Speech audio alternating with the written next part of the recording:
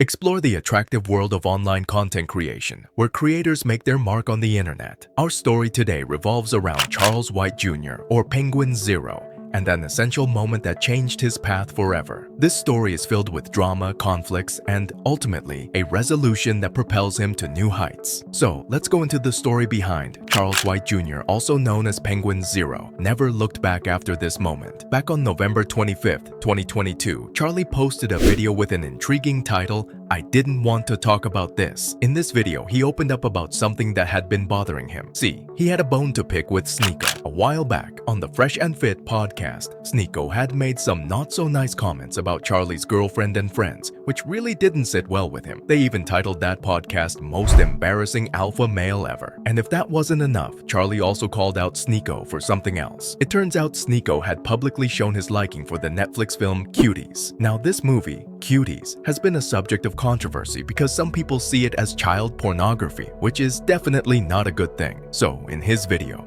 Charlie talked about all of this and wanted to share his perspective on these issues. Sneako had some things to say about Moist Critical in one of his streams. He basically claimed that Moist Critical can talk the way he does because he's always safe and sound behind a screen. Sneako seemed to believe that if Moist Critical were to be right there in person on the Fresh and Fit podcast, he wouldn't be as confident or keep that smile on his face. Sneako even went on to say that the reason Moist Critical seems so happy and confident is because he hardly ever leaves his room. Now, interestingly, in the description of his video, Charlie, or Moist Critical, wrote something quite amusing. He called all of this drama the greatest worthless drama of all time. So, it seems like he's not taking things too seriously and sees it all as a bit of a fuss about nothing. Alright, so the main story here revolves around a YouTuber named Sneako. You've probably heard of him. Some folks compare him to a milder version of Andrew Tate. Now, Sneako has been banned from YouTube, but he's still making content on other platforms. The twist in the tale is that he started targeting our speaker Charlie here. Why, you ask? Well, it all began when Charlie cracked a few jokes about Sneako's friends who appeared on the Fresh and Fit podcast. According to Charlie, he finds these friends amusing and thinks they do some really goofy stuff that's just perfect for a good-natured tease. But Sneako, well,